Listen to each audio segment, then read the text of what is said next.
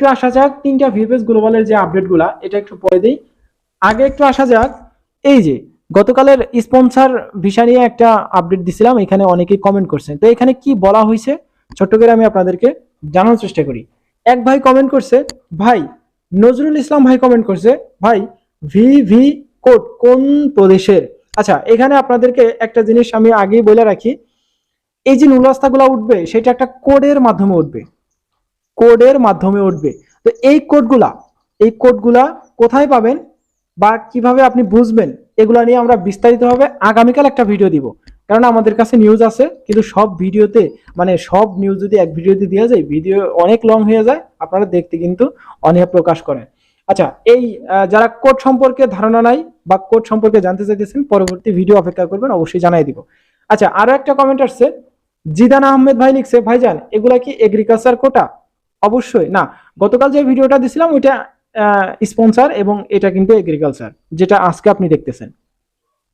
এরপর এমডি সোহান ভাই লিখছে, ইটালি সার্ডেনিয়া শহরের কি অবস্থা? স্পন্সর সার্ডেনিয়া শহরের কি অবস্থা সেটা আমরা গতকালের ভিডিওতে দিছি, ওইখান থেকে আপনি জানিয়ে নেবেন। তো এই কমেন্টগুলো আমি বেশি গুরুত্বপূর্ণ মনে করি নাই, কিন্তু এইখানে আরো একটা বিশেষ গুরুত্বপূর্ণ কমেন্ট আসছে। এক ভাই কমেন্ট করছে, এই নামটা আমি পড়তে পারতেছি না, ফাবিয়া আমির হয়তোবা, ফাবিয়া ফাবিয়া লেখা আছে তাদের ইউটিউব আইডি থেকে। আচ্ছা, এখানে সে কমেন্টটা দেখেন, বেশ বড় একটা কমেন্ট, একটু ধৈর্য ধরেন, আমি কমেন্টের অ্যান্সারটা দেওয়ার চেষ্টা করব। এখানে সে বলছে, ভাইয়া আমি তো এসব কিছুই বুঝলাম না, কিছু কথাবার্তা আমি আগে কোনো অ্যাপ্লাই করি নাই, জীবনে অ্যাপ্লাই করার মতো কেউ নাই, তবে ইদানিং আপনার এসব শুনছি আর অনেক ইচ্ছা আছে যে আগে থেকেই, তাই শুনি সাহস পাই। তবে কি বলছেন, আবার আবেদন করার সুযোগ আছে? হবে নাকি? সময় চলে গেছে, মালয়েশিয়াতে 11 বছর কন্ট্রাকশন চলছে। মানে সে বলতে চাইতেছে, এই যে ভিসার আপডেটগুলো দেখতেছে, দেখার পরে তার ইচ্ছা হয়েছে যে আবেদন করবে, বা এই সময়টা এখন আছে কিনা, আবেদন করা যাবে কিনা। তো আপনাকেই বলতেছি ভাই, এই বর্তমান সময়ে 2026 সালের জানুয়ারি এবং ফেব্রুয়ারি মাসে ক্লিক ডে কিন্তু সম্পূর্ণ হয়ে গেছে। আপাতত এই জানুয়ারি ফেব্রুয়ারি মাসের ক্লিক ডে ছাড়া আপনি কারো কাছেই আপনার পাসপোর্ট জমা দিবেন না, তাহলে কিন্তু একটা ঝামেলার ভিতরে পড়ে যাবেন। কেননা এটা কোটার একটা ব্যাপার স্যাপার আছে, কোটা ছাড়া আপনাকে কেউ অ্যাপ্লাই করে দিবে না। অ্যাপ্লাই যদি কইরাও দেয়, নুলাস্ত উঠবে না, ভিসা লাগবে না। এটা প্রথমত আপনাকে মাথায় রাখতে হবে। এরপরে আচ্ছা, ভিসা লাগবে, এখন যে একবারই যে ভিসা লাগবে না এরকমটা না, কিন্তু অনেক প্রসেসিং এর ব্যাপার আছে যেগুলা আপনি এই বর্তমান সময়ে পারবেন না, কেননা এখন কোটার সিজন চলতেছে। আচ্ছা, এরপরে যারা আপনি যদি অ্যাপ্লাই করতেই চান, মানে আপনাকেই বলতেছি, যদি আপনি অ্যাপ্লাই করতেই চান, এই ডিসেম্বর মাসের লাস্টে, 2026 সালেরই ডিসেম্বর মাসের লাস্টে একটা ক্লিক ডে রাখা হবে। এখনো অফিসিয়াল ভাবে লঞ্চ করে নাই, আপডেট দেয় নাই, তবে ধারণা করে যাইতেছে এই 26 তারিখে, 26 সালের ডিসেম্বর মাসে একটা ক্লিক ডে আছে। তো সেই ক্লিক ডেতে অবশ্যই অ্যাপ্লাই করতে পারবেন, আগে ভাগেই অ্যাপ্লাই করে রাখবেন, পরবর্তী ক্লিক ডেতে আপনি জমা করতে পারবেন। আচ্ছা, মোটামুটি আকারে বুঝছেন? যারা নতুন ভিডিও দেখতেছেন তারা অবশ্যই কমেন্টটা বুঝতে পারছেন।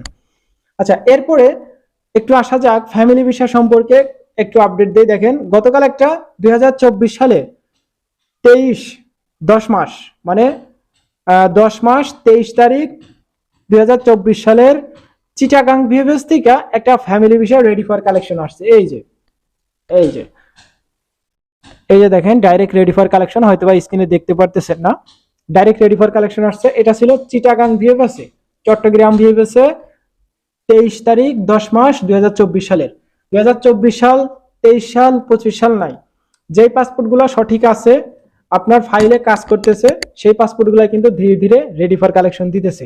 এখন যারা ফ্যামিলি ভিসা জমা করছেন তাদের কোনো প্রকার টেনশন করার দরকার নেই, কারণ আজ হোক কাল হোক বা কয়েক বছর পরে হোক, কয়েক মাস পরে হোক, আপনাদের পাসপোর্টে ভিসা লাগবে। কিন্তু ঝামেলায় পড়ে যাইতেছে এই যে যারা ওয়ার্ক ভিসা জমা করছেন বা যারা করবেন ভাবতেছেন, তারা ঝামেলায় পড়লে পড়তে পারে। কিন্তু ওয়ার্ক ভিসা ছাড়া যারা ফ্যামিলি ভিসা জমা করছেন, ট্যুরিস্ট ভিসা, স্টুডেন্ট ভিসা, তাদের কোনো টেনশন করার দরকার নেই, আপনাদের ভিসা কনফার্ম হয়ে যাবে, কিন্তু কিছুদিন অপেক্ষা করতে হবে। তো আপনারা, আমি ভিডিও দিতেছি, আপডেট দিতেছি, আপডেট দেখতে থাকেন, পরবর্তী আপডেটে অবশ্যই আপনাদেরকে জানানো হবে। তিনটা ভিএফএস গ্লোবালের যে আপডেটগুলো, সেগুলো দিতে গেলে ভিডিওটা হয়তো আরো বেশি লং হয়ে যাবে, আমরা বেশি আপডেট দিব না। আজকে ঢাকা ভিএফএস একটু খেয়াল করেন, আজকে ঢাকায় মোট কালেকশন 100+, স্পন্সর ভিসা পাইছে 6টা। দেখেন, এই যে কোটার আপডেটগুলো দিলাম, কিন্তু দেখেন এখানে ভিএফএস গ্লোবালের অবস্থা খারাপ। স্পন্সর ভিসা মাত্র 6টা পাসপোর্ট ভিসা পাইছে। কেন? জমা নেওয়ার সময় প্রতিদিন জমা পড়ে প্রায় 400-500, কিন্তু যখন ডেলিভারি দেয় তখন দেখেন 100+ শুধুমাত্র ডেলিভারি। এর ভিতরে স্পন্সর ভিসা 6টা, ফ্যামিলি ভিসা পাইছে 34টা। বললাম না, ফ্যামিলি ভিসার কোনো টেনশন করার দরকার নেই, 34টা পাসপোর্ট আজকে কালেকশন করে ভিসা পাইছে। আচ্ছা, এগ্রিকালচার ভিসা পাইছে 3টা, টুরিস্ট ভিসা পাইছে 12টা, স্টুডেন্ট ভিসা পাইছে 3টা। এই টোটালে 100+ লোকজনের সমারোহ দেখা গেছে ভিএফএস গ্লোবালে। ঢাকায়, এই চট্টগ্রামে একই অবস্থা, কিন্তু পাসপোর্টে ভিসা পাওয়ার সংখ্যাটা অল্প। সিলেট ভিএফএসও একই অবস্থা। এছাড়া কিন্তু আপডেট আপাতত নাই।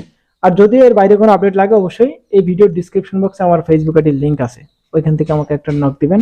পরবর্তী কোনো যদি ইনফরমেশন লাগে আমাকে একটু আগে থেকে জানায় রাখবেন। কোন আপডেটগুলো এই বর্তমান সময়ে মিস হয়ে গেছে এই ভিডিওতে অবশ্যই কমেন্ট বক্সে কমেন্ট করে যাবেন, এবং আপনাদের কোন আপডেট আগামী ভিডিওতে লাগবে সেটাও কিন্তু কমেন্ট বক্সে একটা কমেন্ট রাখা যাবে।